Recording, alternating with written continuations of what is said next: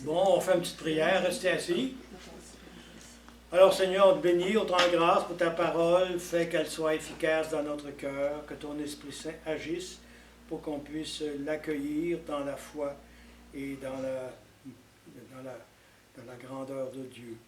Nous te le demandons par toi, Jésus, qui vit et règne pour les siècles des siècles. Amen. Amen. Bon, je fais un petit résumé de ce que j'ai dit la semaine passée. Je vous ai parlé de 2 clés de lecture de David pour lire le Nouveau Testament.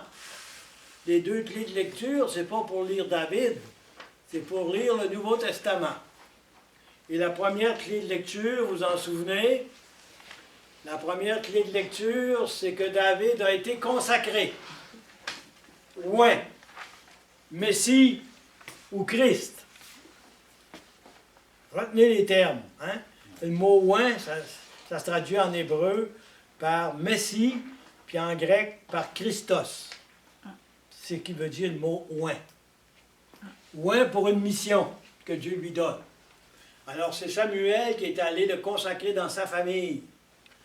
Puis il y avait ses frères, puis lui était le 8e, il n'était pas à la maison. Alors le prophète l'a demandé d'aller le chercher, puis garder le troupeau. C'est pour ça qu'on parle d'un berger. L'origine du bon pasteur, c'est David. Puis David jouait de la musique, de la harpe, puis de la cithare. Il a été demandé auprès de Saül pour jouer de la musique, parce qu'à un moment donné, le roi Saül avait des névroses. Hein? Hein? Il y avait des tristesses, puis à un moment donné, il avait besoin de la musique. Alors David jouait de la musique. C'est pour ça que David s'est mis au service de Saül. Et puis à un moment donné, bien, il y avait le Goliath, là, qui faisait, on dirait aujourd'hui, des sparages, là, hein, puis qui inquiétait tous les Juifs. Alors David, il dit, je vais y aller le combattre, moi. Et puis il est allé, puis il a pris une pierre, puis il l'a visé au front, puis il a tombé à terre, puis il a pris son épée, puis il a coupé la tête. Puis il l'a amené à Saül. Hein?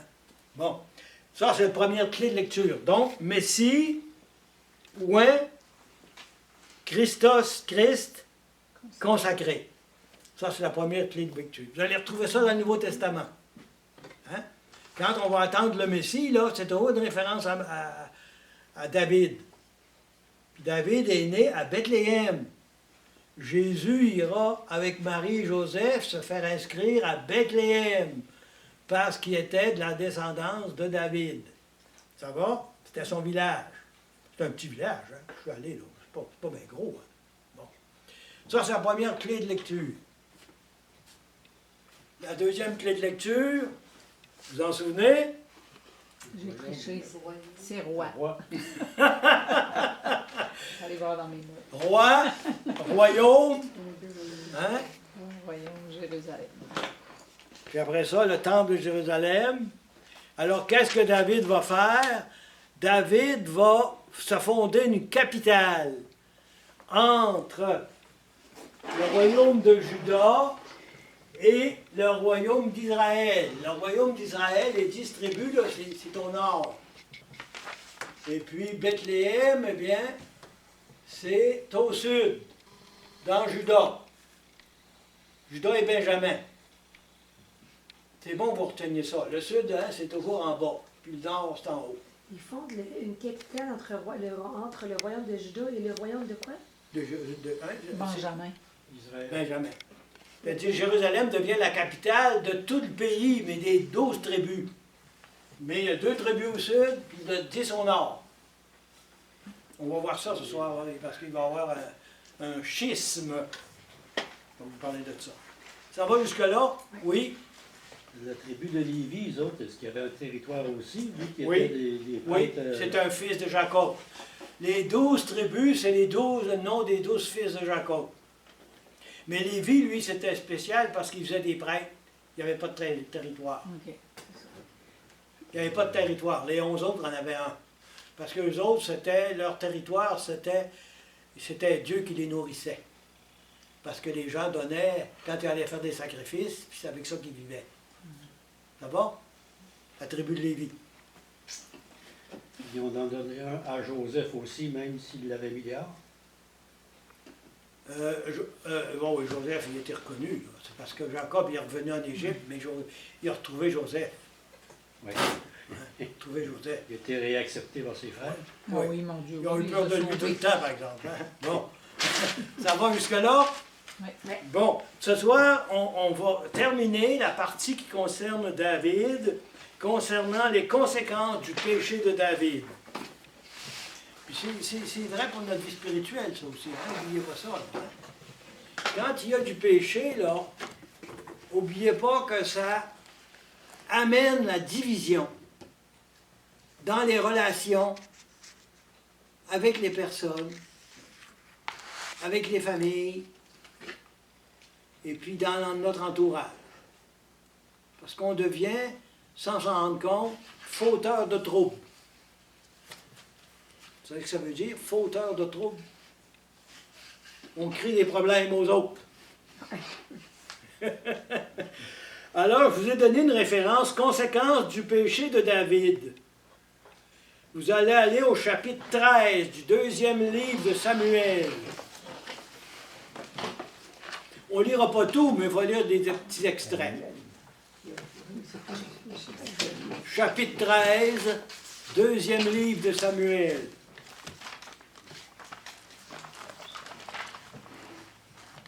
Vous avez trouvé? Oui, non. Ça vient, ça vient. Voilà.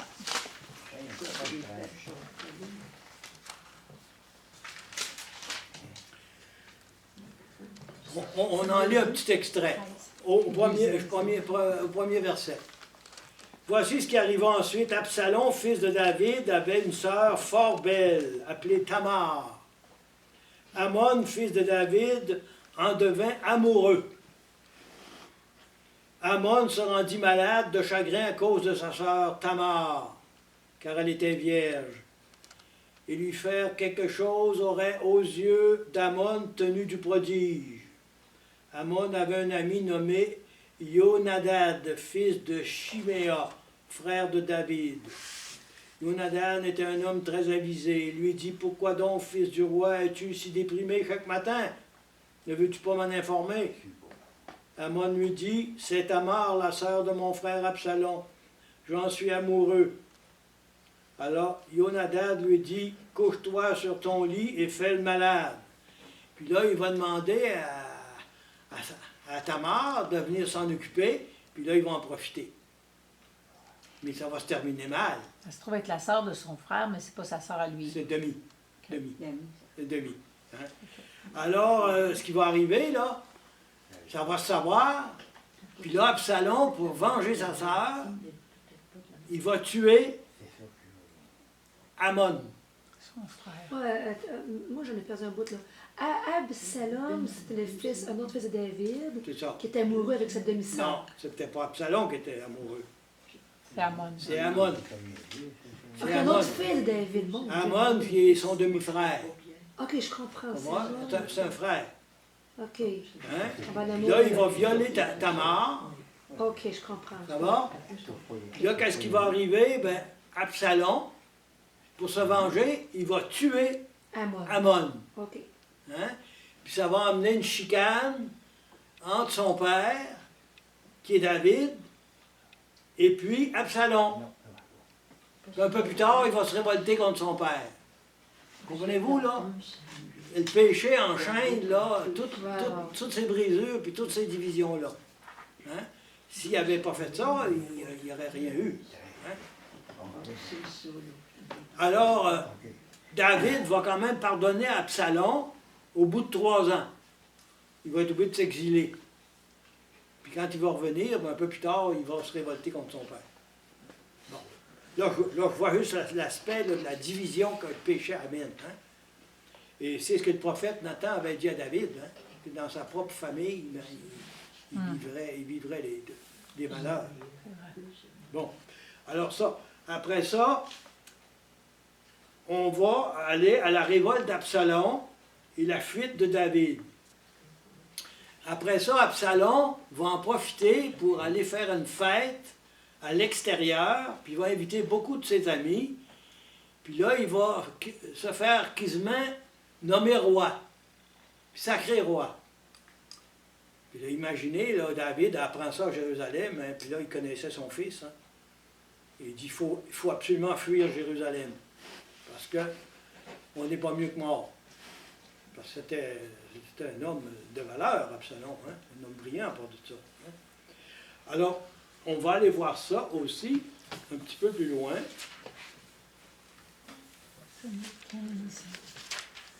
Alors aussi, vous allez au chapitre 13, verset 23.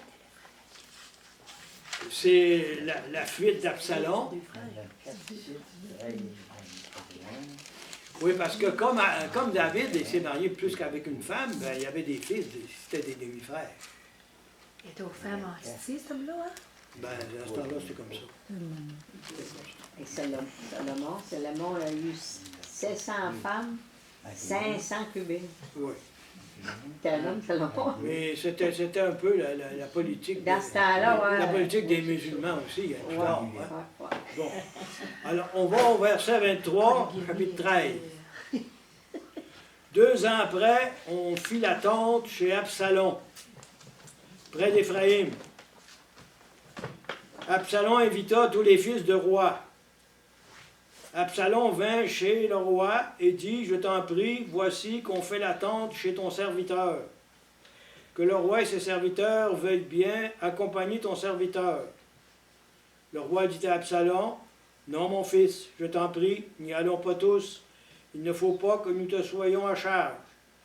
Il insista, mais il ne consentit pas à y aller et il le bénit. Absalom dit, permets du moins que mon frère Amon nous accompagne. Le roi lui dit, pourquoi t'accompagnerait-il? Absalom insista et le roi laissa partir avec lui Amon et tous ses autres fils. Absalom ordonna à ses domestiques, regardez bien, dès qu'Amon aura le cœur en joie, sous l'effet du vin, et que je vous irai frapper Amon, vous le mettrez à mort. Vous voyez qu'est-ce que c'est? Il va tuer son frère. À cause qu'il a violé, à cause qu'il a Pour violé. venger ta mort. ta mort. C'est pour ça que je vous dis que le péché engendre la division, puis engendre la mort. Hein? Puis à peu près ça, plus tard, qu'est-ce qui va arriver? C'est qu'Absalom va se révolter contre son père. Il veut prendre sa place comme roi. Alors c'est plus grave, ça. Hein?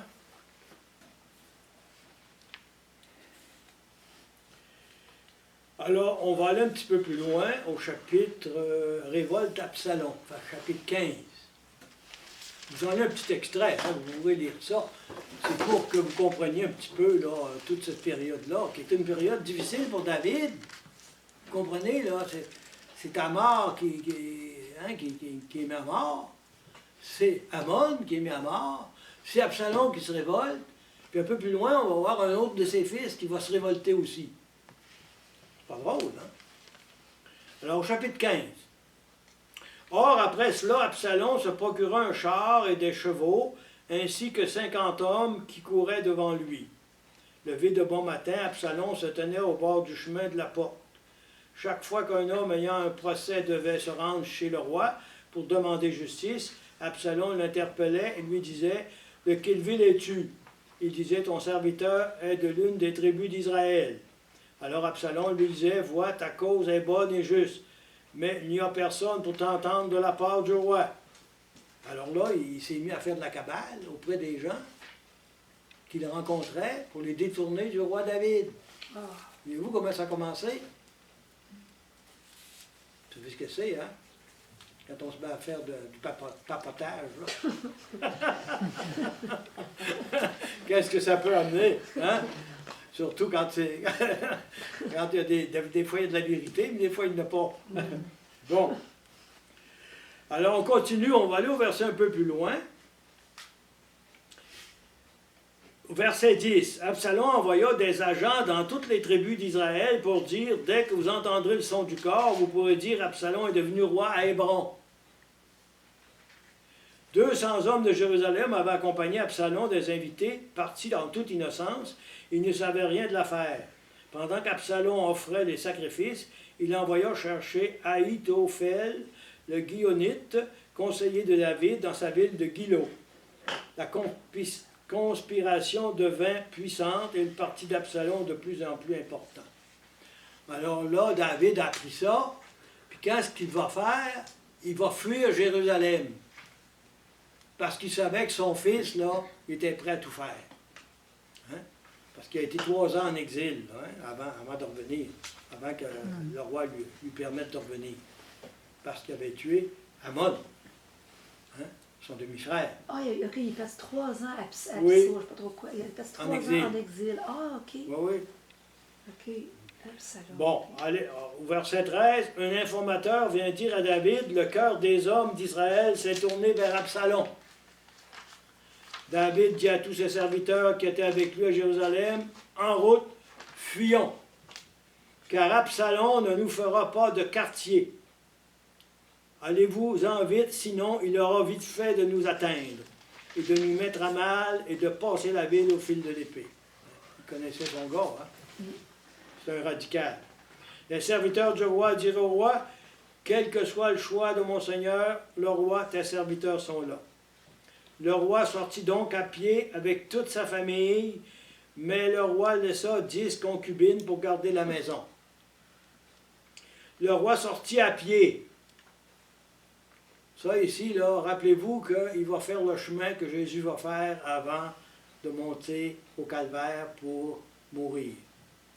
Le même chemin que David va faire en fuyant devant son fils Absalom. On va en lire un petit bout.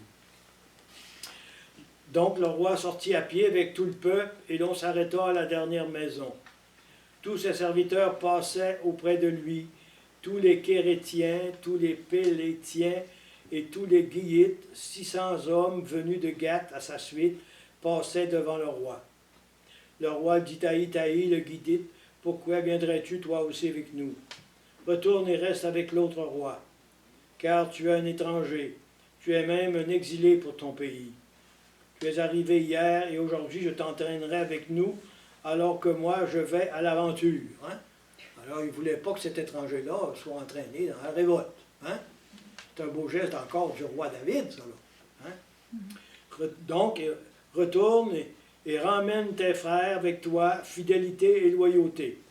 Itaï répondit au roi et lui dit, par la vie du Seigneur et par la vie de mon Seigneur le roi, là où sera mon Seigneur le roi, pour la mort ou pour la vie, là sera ton serviteur. David dit à Itaï, va, passe. Itaï, le Gittite, passa avec tous ses hommes et tout son petit monde. Donc, il restait avec le roi. Tout le pays pleurait à grands sanglots et tout le peuple passait. Le roi passait dans le torrent du Cédron. Hein, vous avez ça dans l'Évangile. Jésus qui était au torrent du Cédron. C'est pas loin du jardin de Gethsémani. Et tout le peuple passait en face donc du chemin qui longe le désert. Il y avait aussi Sadoc et avec lui tous les Lévites portant l'arche de l'alliance de Dieu. Alors ils déposèrent l'arche de Dieu et Abiatar monta jusqu'à ce que tout le peuple qui sortait de la ville eût fini de passer. Le roi dit à Sadoc, ramène l'arche de Dieu dans la ville. Écoutez bien la belle parole que David va dire. Et si le Seigneur m'est favorable, il me ramènera, il me permettra de la revoir ainsi que sa demeure. Alors il va renvoyer l'arche d'alliance à Jérusalem. Mais s'il déclare, je ne veux pas de toi, eh bien, qu'il me fasse ce qui lui plaît. Le roi dit auprès de Sadoc, vois-tu, retourne en paix à la ville. Ton fils Ahimaach et Jonathan, fils d'Abiatar, vos 2 fils sont avec vous. Voyez, je vais m'attarder dans les passes du désert jusqu'à ce qu'un mot de passe, un mot de vous m'apporte des nouvelles. Sadoc et Abiatar ramenèrent donc l'arche de Dieu à Jérusalem et ils y restèrent. Donc, ils renvoient les 2 prêtres qui restent à Jérusalem. Puis ils vont envoyer un mot de passe à David pour savoir qu'est-ce qui se passe. Et David montait par la vallée des Oliviers, où Jésus a passé. Il montait en pleurant. Il avait la tête voilée, il marchait nu-pied. Tout le peuple qui l'accompagnait était voilé, s'était voilé la tête. Il montait en pleurant. On vint dire à David, Ahitophel est parmi les conjurés avec Absalom. David dit, je t'en prie, Seigneur, rends fou les conseils d'Ahitophel. David arrivait au sommet, là où on prosterne devant Dieu, quand vint à sa rencontre Oussaï l'Archite, la tunique déchirée, la tête couverte de terre. David lui dit, si tu passes avec moi, tu me seras à charge. Mais si tu retournes à la ville et que tu dis à Absalom, je serai ton serviteur, ô roi, naguère j'étais le serviteur de ton père.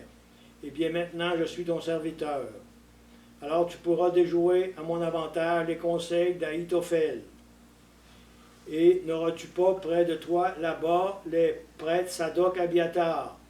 Tout ce que tu entendras de la maison du roi, tu le rapporteras aux prêtres Sadoc et Abiatar.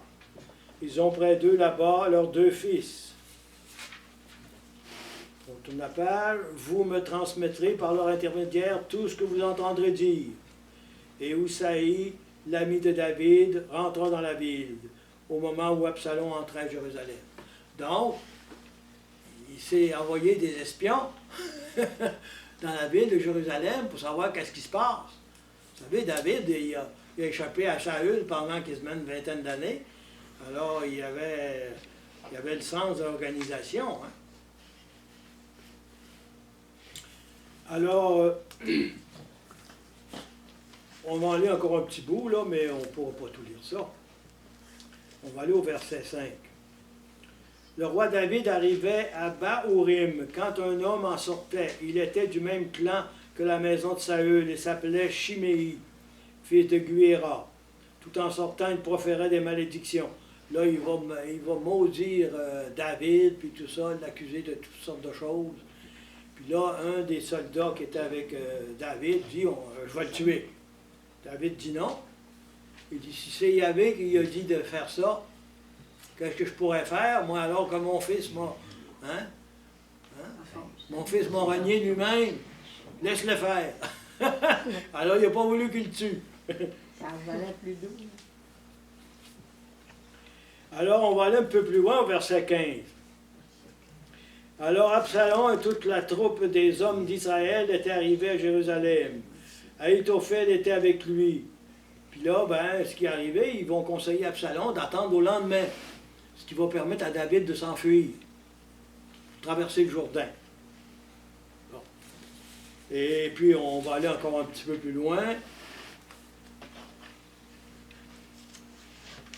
Et on va aller après ça. Là, c'est que ça va tourner en guerre. Les soldats de David vont se rallier à David, puis ceux d'Absalom, puis là, ça sort la guerre entre les deux. Puis qu'est-ce qui va arriver? C'est que Absalom va être poursuivi par les soldats de David, puis Absalom avait une longue chevelure. À un moment donné, il a passé en dessous d'un arbre, un térébin, puis il est resté pris avec sa chevelure dans l'arbre. Puis David avait dit au général Abner de ne pas le tuer. Puis là, ben, quelqu'un l'avait vu, puis il est allé dire ça au général. Et puis là, le général, il dit, ben, pourquoi tu ne l'as pas tué? Ben, il dit, le roi David a dit de ne pas le tuer. Ben, il dit, moi, le général il est allé, puis il l'a tué. Alors là, c'est encore une autre friction avec son père. Il y en avait qui écoutaient, il y en avait qui écoutaient moins. Hein. Ben ouais, c'est ça. On voyait que c'était les deux bords. Alors, on va aller un petit peu plus loin, vous allez voir après ça. Là. Défaite et mort d'Absalom, au chapitre 18. On ne lira pas tout ça parce que ça prendrait toute une grosse heure. David, chapitre 18, passant en revue le peuple qui était avec lui, et il mit à leur tête des chefs de milliers, des chefs de centaines. Puis David donna au peuple le signal du départ. Un tiers était confié à Joab, un tiers à Abisaï, fils de Séroua, frère de Joab, et un tiers à Itaï le Gittite. Le roi dit au peuple, je tiens à sortir, moi aussi avec vous. Le peuple dit, tu ne dois pas sortir. Si en effet nous prenons la fuite, on ne fera pas attention à nous, même s'il meurt la moitié d'entre nous. On ne fera pas attention à nous, mais maintenant il s'agit de 10 000 comme nous, dont mieux vaut que tu puisses nous secourir depuis la ville. Le roi leur dit, je ferai ce qui vous plaira. Le roi se tint donc près de la porte, pendant que tout le peuple sortait par centaines et par milliers. Le roi donna cet ordre à Joab, à Visaï et à Itaï, par égard pour moi, doucement avec le jeune Absalom. Il ne voulait pas qu'on le tue. Tout le peuple entendit, le roi a donné cet ordre à tous les chefs au sujet d'Absalom. Alors, on va aller un petit peu plus loin, au verset 9. Absalom se trouva par hasard face au serviteur de David. Absalom monta un mulet, et le mulet s'engagea sous la ramure enchevêtrée d'un grand térébinthe. La tête d'Absalom se prit dans le térébinthe, et il se trouvait entre ciel et terre, tandis que le mulet qui était sous lui passait outre. Un homme le vit et vint dire à Joab, « J'ai vu Absalom suspendu à un térébinthe. Si tu l'as vu, mais pourquoi ne l'as-tu pas frappé et abattu sur place? Je te devrais alors 10 cycles d'argent et une ceinture. » L'homme dit à Joab, « Et même si je posais maintenant dans mes mains 1000 cycles d'argent, ne porterai pas la main sur le fils du roi. Car c'est à nos oreilles que le roi t'a donné cet ordre, ainsi qu'à Abisaï et à Itaï. Prenez garde que nul ne touche au jeune Absalom.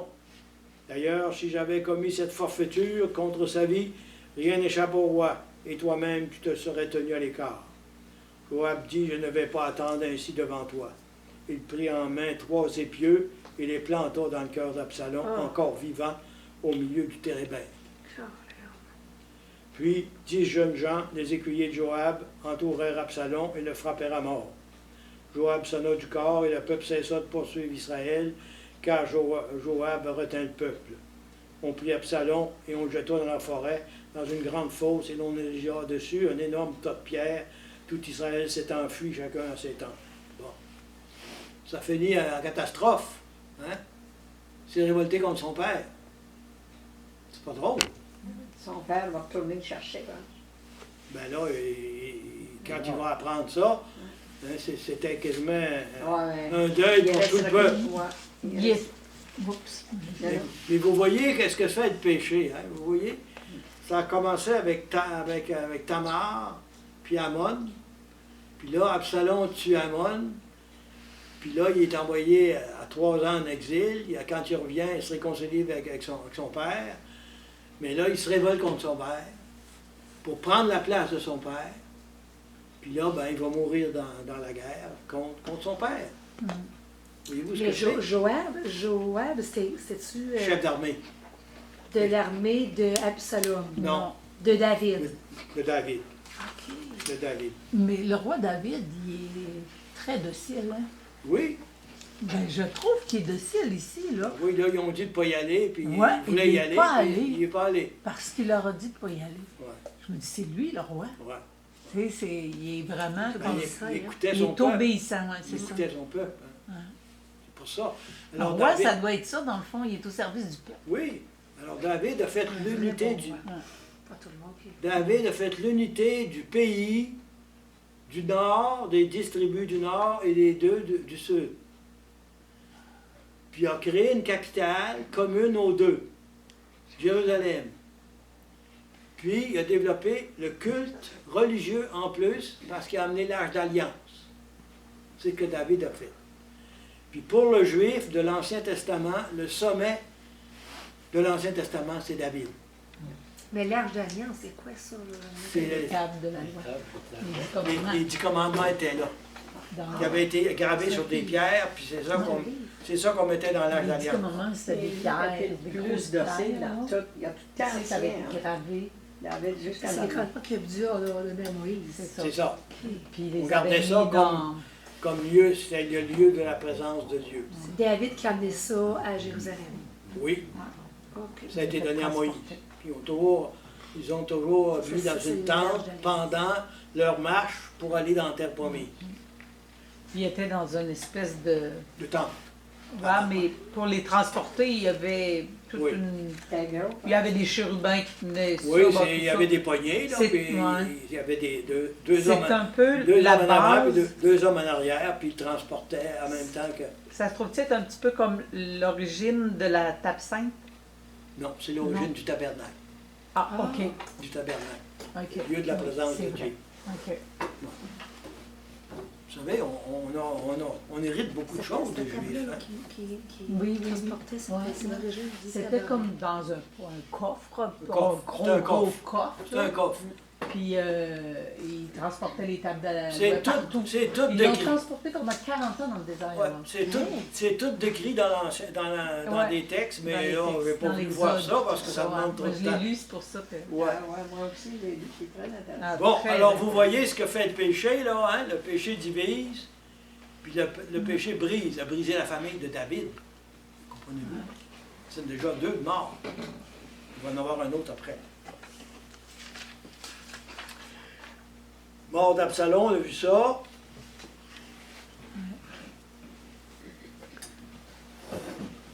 On va aller voir un petit peu plus loin. On va voir que son autre fils va aussi se révolter. Son fils aîné. Vous êtes encore dans le deuxième Oui. livre. Ouais, j'étais à la veille de le terminer, là, par exemple. Je veux m'en aller dans les rois. Tu dis Sheva. Sheva se révolte contre David. Non. Non, c'est dans les livres des rois qu'on va aller. Ah. Là, David commence à être vieux. Puis là, c'est à qui il veut prendre sa place. Hein? Parce qu'il y avait plusieurs fils, comme il y avait plus qu'une femme. Alors là, il y a plus de fils. Hein? Alors, ça veut dire que c'est pas toujours commode pour la succession. C'est déjà pas simple quand on est tous vrais frères. Alors, vous allez aller. Là, on va dans le livre des rois. Vous l'avez? Premier livre des rois, chapitre 1, verset 5. Un autre fils de David, Adonias, c'est le fils aîné. Adonias jouait au prince, disant, c'est moi qui régnerai. David commençait à être vieux, hein? Alors là, on en profitait, comme on dit, les souris dansaient. Il se procura un char et des chevaux ainsi que 50 hommes qui couraient devant lui.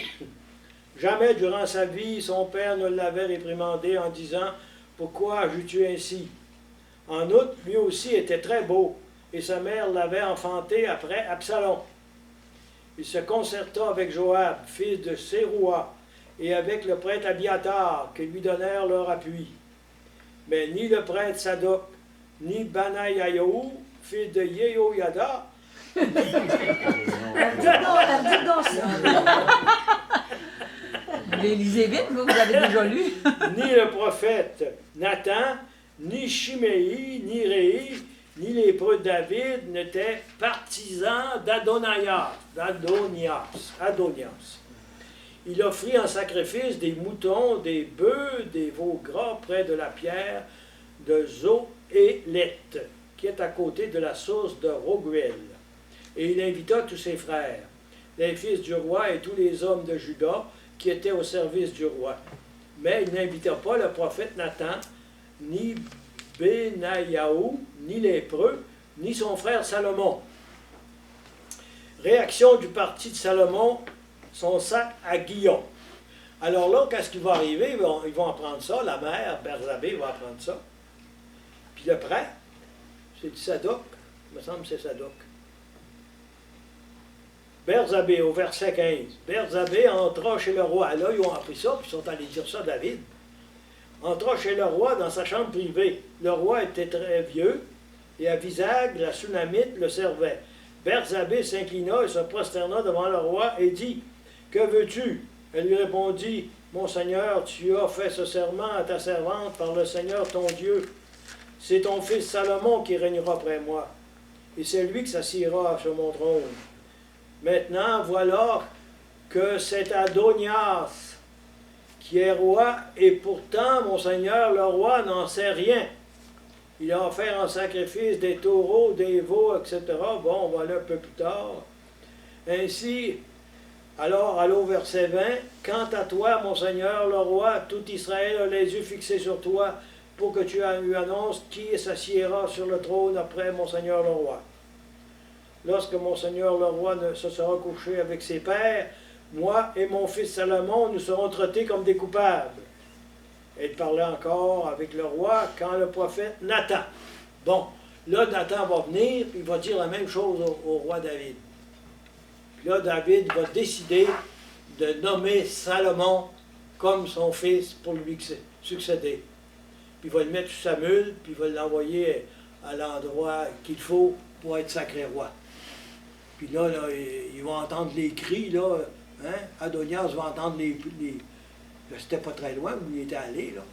Et puis là, ben là, la peur va lui prendre, puis là, ben, finalement, un peu plus tard, comme il s'est révolté, alors le roi David va le mettre comme en pénitence, puis comme il ne l'a pas observé, il sera mis à mort. Un autre fils qui va être tué à cause de la faute de David. Alors, il y a une vie difficile, le roi. Hein? C'est pas drôle, hein, d'être obligé de faire ça. Hein? Alors, on va aller au verset 32. Puis là, ça va être Salomon qui va remplacer David. Le roi David dit alors, « Appelez-moi le prêtre Sadoc, le prophète Nathan et Benayahu. » Et puis, ils vinrent devant le roi. Il leur dit, « Prenez avec vous les serviteurs de votre maître.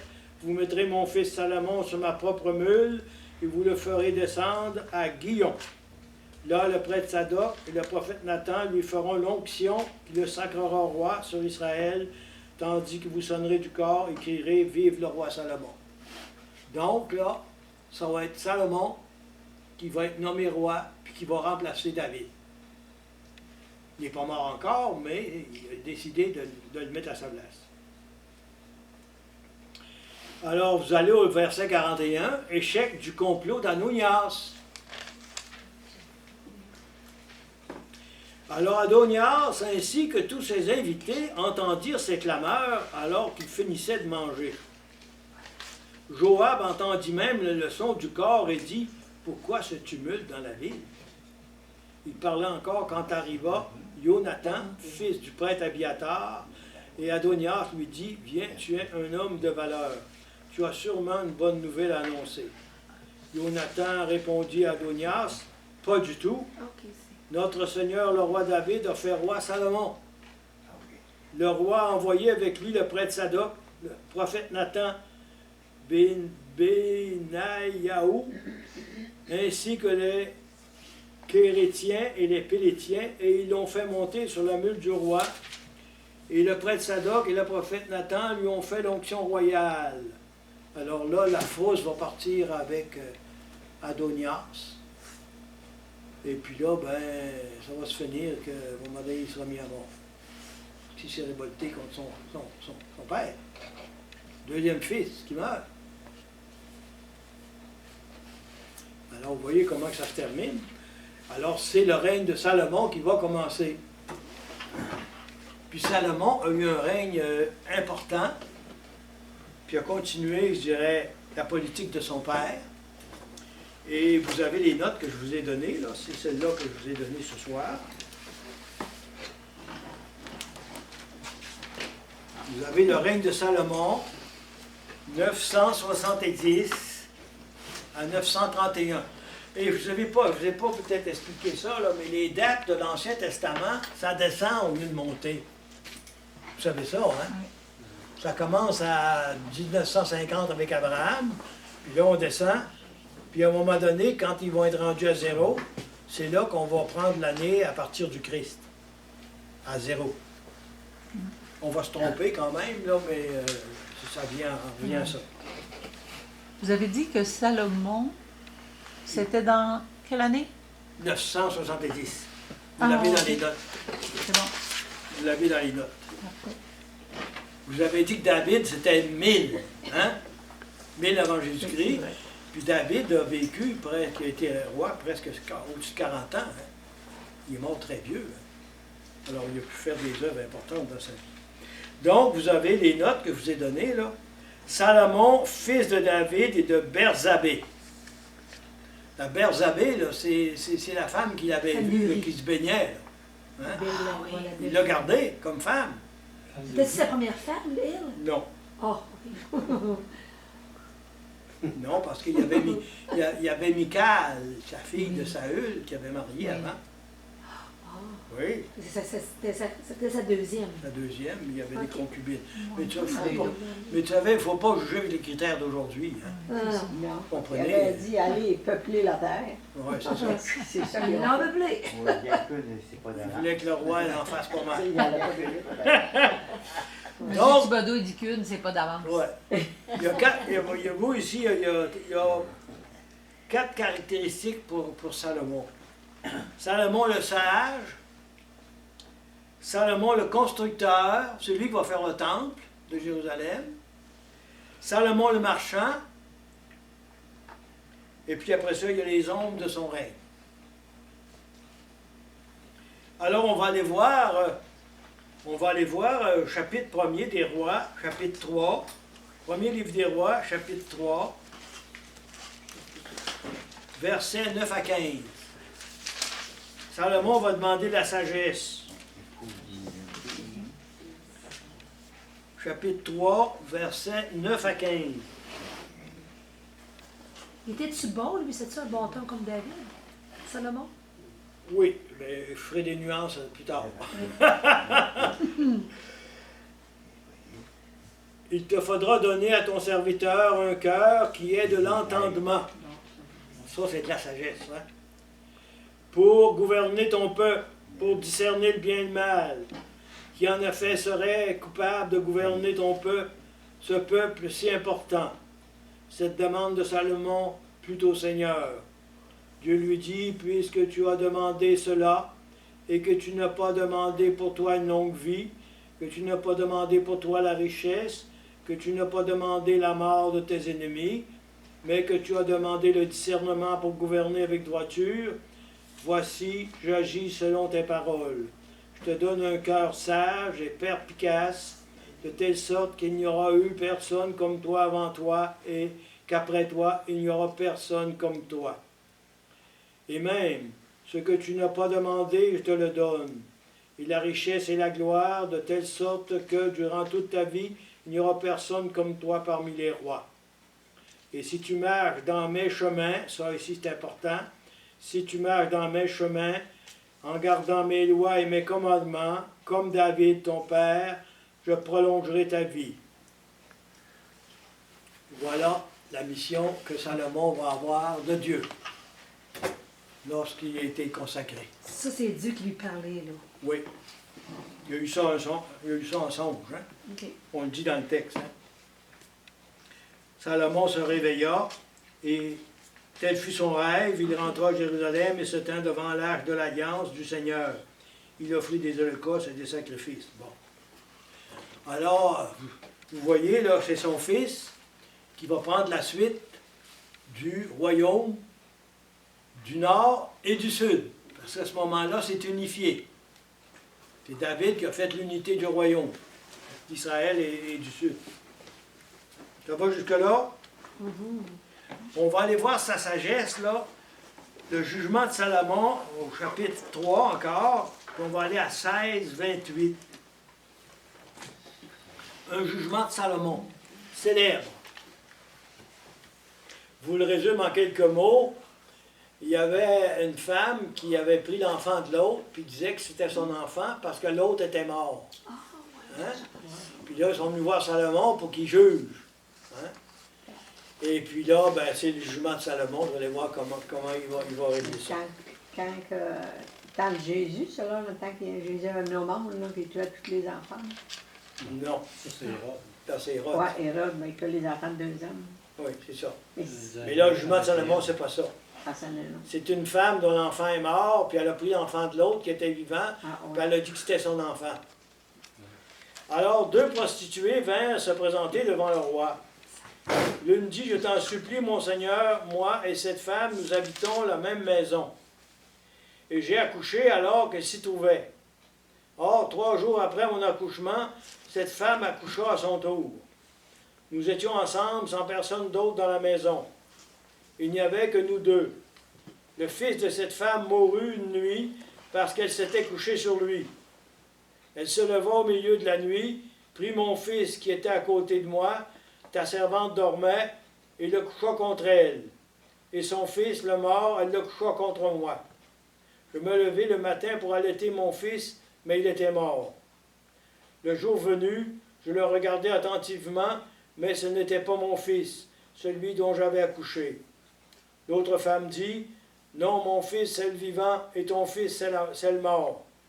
Mais la première continuait à dire, non, ton fils, c'est le mort, et mon fils, c'est le vivant.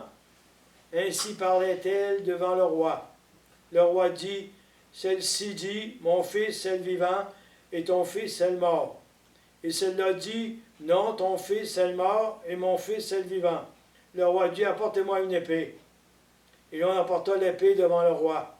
Et le roi dit, coupez en deux l'enfant vivant, et donnez-en une moitié à l'une, et une moitié à l'autre, et une moitié à l'autre. Il aurait envie d'être Alors la transpercé, femme moi. dont le fils était le vivant dit au roi, car ses entrailles étaient émues au sujet de son fils, pardon mon Seigneur, donnez-lui le bébé vivant, mais ne le tuez pas. Tandis que l'autre disait, il ne sera ni à moi ni à toi, coupé. Oh, punaise, c'est vrai que c'était clair. Alors le roi prit la parole et dit, donnez à la première le bébé vivant et ne le tuez pas, c'est elle qui est la mère. Tout Israël attendit parler du jugement qu'avait rendu le roi, et l'on craignit le roi, car on avait vu qu'il y avait en lui une sagesse divine pour rendre la justice. C'est beau. C'est beau, hein? très beau. C'est bon pareil, hein? Alors, celle qui était vraiment son fils, là, elle ne voulait pas qu'il le tue. Qui s'est tué. Hein? Elle était prête de donner à l'autre pour pas qu'il tue son fils. Bon, ben, je vais arrêter quelques minutes. OK. Bon, on continue. Vas-y, Pascal. Alors, vous avez vu la sagesse de Salomon? Hein? Ouais. Il a pris son épée, puis coupe en deux. Alors, la vraie mère a réagi comme faut. Ouais, c'est là que lui, Tandis c'est que l'autre, elle voulait se venger. Là, on voulait le venger. On ne voulait pas que les autres savent c'était elle. Alors, on va compléter sur David. Là, vous avez votre note, votre feuille que je vous avez donnée, David, roi et pécheur. Là. Vous avez cette feuille-là. On va voir les références au Nouveau Testament. Parce que vous allez voir, quand vous lisez l'Évangile ou que vous l'entendez, comment ces références-là reviennent souvent. Avec Jésus, cette réalité du royaume de Dieu se dépouille de sa résonance politique. En Jean, chapitre 1, verset 49, Nathanaël dit « Tu es roi d'Israël ». Voyez-vous comment la référence, là? Vous allez voir comment dans le Nouveau Testament, vous avez continuellement des références à David ou bien au règne de David. En Saint Matthieu, l'entrée messianique à Jérusalem. C'est quoi le lien? Ouais, on va aller le trouver si vous voulez. Matthieu 21, 5. Parce que je ne l'ai pas mis celui-là. Dites à la fille de Sion, vous savez ce que c'est la fille de Sion maintenant? Ouais. C'est la montagne où le temple de Jérusalem a été construit. Voici que ton roi vient à toi, humble et monté sur une ânesse, et sur un ânon, le petit d'une bête de somme. Or, quand David a fui Jérusalem, on lui a donné un ânon, Un mulet, c'est un vrai. mulet pour se rendre, pour se retirer, pour se sauver. Les disciples s'en allèrent, et comme Jésus leur avait prescrit, ils amenaient l'ânesse et l'ânon, puis ils disposèrent sur eux. Bon, Jésus prend là. Voyez-vous, la référence continuelle quasiment à David. À Saint-Luc, même référence à l'entrée du Messie, Luc 19, 38. 38, on dit, il disait, béni soit celui qui vient, le roi, au nom du Seigneur. Voyez-vous, le roi, là? Ça, c'est la référence à David. Paix dans le ciel et gloire au plus haut des cieux. Quelques pharisiens du milieu de la foule dirent à Jésus, Maître, prends tes disciples. Il répondit, je vous le dis, si eux se taisent, ce sont les pierres qui crieront. Bon. Alors, Marc 15, 2, es-tu le roi des Juifs? question de Pilate à Jésus. Vous avez Jean 18, 33, même référence qu'on vient de dire, es-tu le roi des Juifs? Vous avez Marc 15, 18, salut, roi des Juifs. Voyez-vous la référence? C'est toujours à David, ça, là. Et à Luc 23, le bon larron lui demande une place dans son royaume. Vous voyez la référence au royaume? Royaume de David. Puis dans Acte 1, c'est suite, est-ce maintenant le temps où tu vas rétablir le royaume pour Israël? Mais à ce moment-là, les apôtres pensaient que c'était le pays réel qu'ils avaient, et non pas le royaume des cieux dont Jésus parlait. Alors là, ça s'est spiritualisé tranquillement, mais pas au départ. Même les apôtres le pensaient au pays des Juifs. Si on regarde le deuxième, Oui. en Matthieu 21,5, entrée messianique de Jérusalem, au bout c'est écrit ZA9. C'est Zacharie. Zacharie 9, c'est dans C'est l'Ancien, dans ça? l'Ancien Testament, Zacharie, on peut le voir. Zacharie, Prophète, ça, Zacharie? Zacharie 9. C'est le prophète. Je pense que oui, c'est un Oui, prophète. c'est vers la fin de l'Ancien Testament. Le Messie humble les porteurs de paix. Tu dois être alentour, on va vous dire, c'est quoi. Tressaille d'allégresse, fille de Sion. Pousse des acclamations, fille de Jérusalem. Voici que ton roi s'avance vers toi. Il est juste et Ouais, victorieux. on n'a pas des fois juste les Un mêmes temps, monté parce que sur une ça âme. dépend de ce qui est écrit. Ah, c'est parce qu'il annonce celui qui va venir. Ouais, c'est ça. Parce que très souvent, c'est annoncé par les prophètes. Hein. Oui, David, oui, oui. il y aura un successeur qui viendra un jour sauver son peuple. C'est ça qui est annoncé dans l'Ancien Testament, constamment. Moi, j'ai donné quelques références, mais il y en aurait bien d'autres. Hein. Et puis, vous avez après ça la parousie. La parousie, ça, c'est le retour du Christ en gloire. Vous avez Apocalypse, la victoire du Messie, chapitre 19, 18. On ne lira pas celui-là, mais 1 Corinthiens, la royauté remise à Dieu son Père. On a ça dans Saint Paul. Hein? On va aller à lire celui-là. Ouais. 15, 24. Corinthiens 15, 24. Corinthiens. Le Nouveau Testament. Corinthiens 15, 24 dans les 1 lettres de Saint Paul. Corinthiens. C'est la première, ben deuxième au Corinthiens. Première. Première. Première. 15, 24, voici le texte. Ensuite viendra la fin quand il remettra la royauté à Dieu le Père, après avoir détruit toute domination, toute autorité, toute puissance, car il faut qu'il règne jusqu'à ce qu'il ait mis sous ses pieds ses ennemis sous ses pieds. Le dernier ennemi qui sera détruit, c'est la mort, car il a tout mis sous ses pieds. C'est le royaume de Dieu.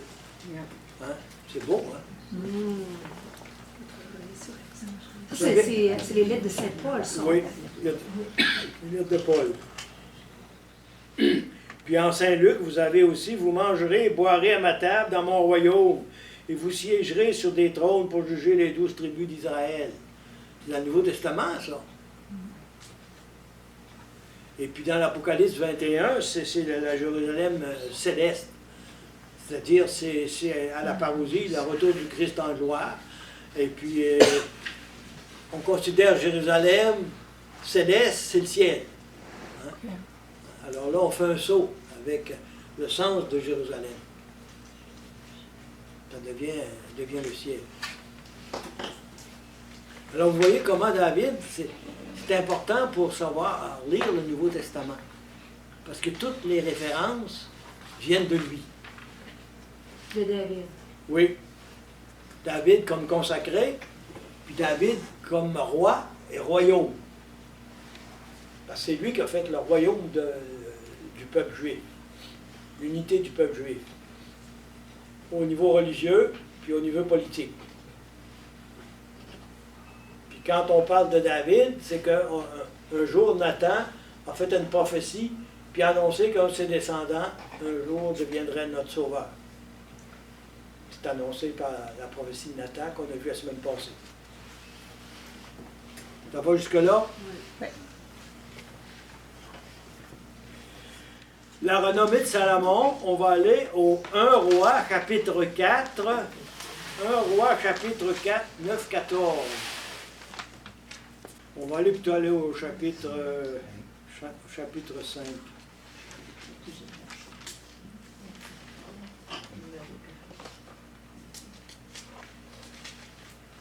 Salomon dominait sur tous les royaumes depuis le fleuve, sur le pays des Philistins et jusqu'à la frontière d'Égypte. Ils payèrent un tribut et servirent Salomon durant toute sa vie.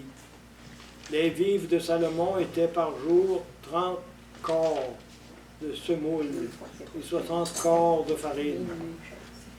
10 bœufs, ça veut dire... Alors Salomon est devenu un homme riche, hein, parce qu'il a fait beaucoup de commerce. Puis il a marié aussi plusieurs femmes. Alors, il a ouvert le commerce du pays là, à un grand nombre de pays. Puis dans l'Évangile, vous avez la référence de la reine de Saba.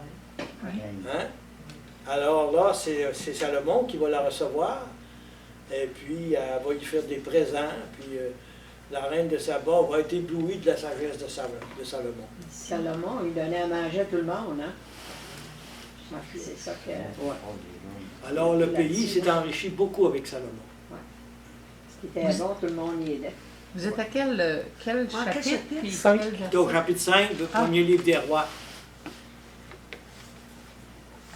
Premier livre des rois. C'est bon. Si on va un peu plus loin, on dit ceci.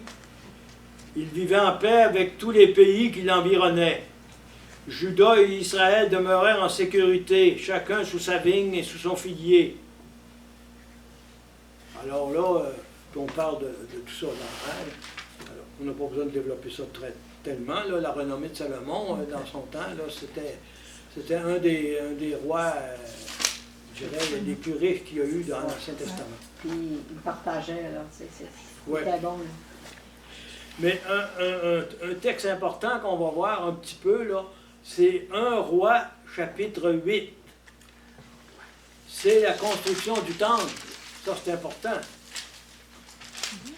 C'est lui qui va réaliser la construction du temple pour lequel David a beaucoup travaillé pour amasser tout ce qu'il fallait pour la construction. Mais il ne l'a pas construit, David.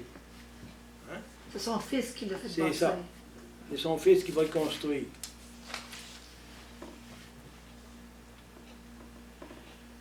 Alors, on va aller au chapitre 8, donc, verset 1. Alors, Salomon rassembla Jérusalem auprès de lui, le roi Salomon, les anciens d'Israël, tous les chefs des tribus, les princes des familles, des fils d'Israël, pour faire monter de la cité de David, c'est-à-dire de Sion, l'arche de l'alliance du Seigneur. Tous les hommes d'Israël se rassemblèrent près du roi. Mais avant ça, ils l'ont construit. Là, c'est l'arche d'alliance qu'ils vont amener dedans. Mais construction des édifices royaux, on a ça au chapitre 7. Puis un peu plus loin, ça va être la construction, puis la dédicace du temple, au chapitre 8. C'est très beau, hein? En effet. Puis là, on va aller un petit peu plus loin, dans le chapitre 8, là. Verset 14, chapitre 8, verset 14. Là, il a construit le temple, hein? Là, on ne lira pas le détail de tout ça, hein, parce que vous savez ce que c'est construire une bâtisse, hein? Ce que ça demande, hein, puis de temps, puis de travail. Mais le roi, là, une fois qu'il va être construit, le temple avait 80 pieds de long. C'est en coudée, là, mais en pied, c'était 80 pieds, puis il y avait 30 pieds de large. C'était pas très grand, hein, parce que c'était pour mettre l'arche d'alliance. Hein, puis pour que les prêtres puissent officier là, avec les sacrifices. C'est tout décrit, là, hein, on n'a pas le temps de voir ça dans le détail. Là. Mais on va aller au verset 14. Le roi se retourna et bénit toute l'assemblée d'Israël. Toute l'assemblée d'Israël se tenait debout. Il dit, béni soit le Seigneur, le Dieu d'Israël, qui de sa bouche a parlé à David mon père, et qui a de sa main accompli ce qu'il a dit. Depuis le jour où j'ai fait sortir d'Égypte Israël, mon peuple. Vous voyez toute l'histoire là, qui revient. Ça c'est fondamental, ce que je vous ai déjà expliqué. Je n'ai pas choisi aucune ville parmi toutes les tribus d'Israël pour y bâtir une maison où serait mon nom. Mais j'ai choisi David pour qu'il soit le chef d'Israël, mon peuple. David, mon père, avait eu à cœur de bâtir une maison pour le nom du Seigneur, le Dieu d'Israël. Mais le Seigneur dit à David, mon père, tu as eu à cœur de bâtir une maison pour mon nom, et tu as bien fait. Cependant, ce n'est pas toi qui bâtiras cette maison, mais ton fils, issu de tes reins. C'est lui qui bâtira cette maison pour mon nom. Le Seigneur a réalisé la parole qu'il avait dite. J'ai succédé à David mon père. Je me suis assis sur le trône d'Israël, comme l'avait dit le Seigneur. J'ai bâti cette maison pour le nom du Seigneur, le Dieu d'Israël. Et là, j'ai assigné un emplacement pour l'arche, où se trouve l'alliance du Seigneur, alliance qu'il a conclue avec nos pères, lorsqu'il les fit sortir du pays d'Égypte. Voyez-vous tout le sens, hein? Tout le sens là, de la libération du peuple, accompagné par l'arche d'alliance, qui était la présence de Dieu avec Moïse. C'est tout ça, là. Hein? Alors, vous voyez, c'est l'approfondissement un peu de toute la mission du peuple de Dieu. Hein? Alors, ce serait tout à lire, hein? C'est très beau. Hein? On va en lire encore un petit bout. Salomon se plaça devant l'autel du Seigneur, en présence de toute l'assemblée d'Israël. Il étendit les mains vers le ciel et dit, « Seigneur Dieu d'Israël, il n'y a pas de Dieu comme toi, ni en haut dans le ciel, ni en bas sur la terre, pour garder l'alliance et la bienveillance envers tes serviteurs, qui marchent devant toi et de tout leur cœur. Tu as tenu tes promesses envers ton serviteur David, mon père. Ce que tu avais dit de ta bouche, tu l'as accompli de ta main, comme on le voit aujourd'hui. À présent, Seigneur Dieu d'Israël, garde en faveur de ton serviteur David, mon père, la parole que tu lui as dite.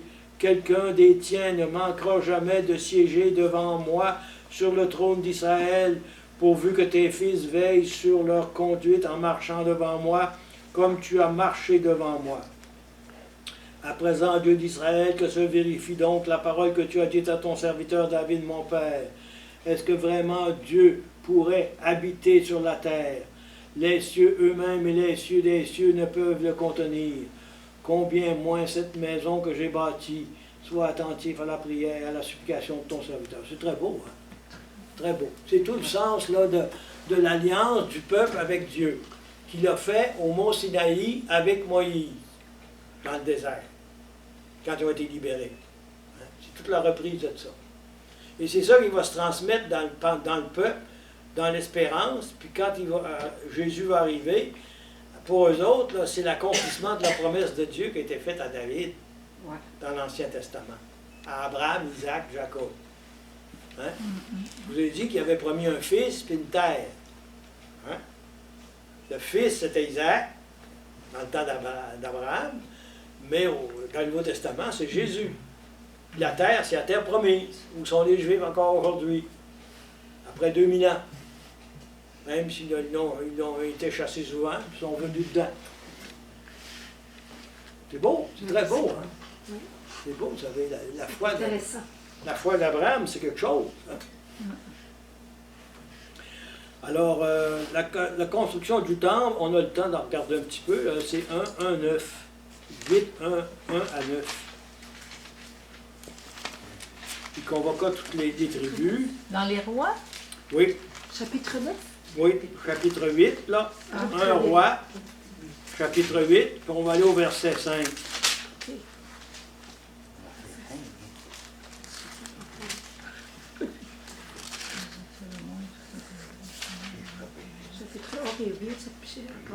Le roi Salomon et toute la communauté d'Israël, réunis près de lui, présente avec lui devant l'arche, sacrifiait tant de petits de gros bétail. Bon, on va aller un peu plus loin, au verset 7. En effet, les chérubins, déployant leurs ailes au-dessus de l'emplacement de l'arche, formaient un dais protecteur au-dessus de l'arche et de ses barres.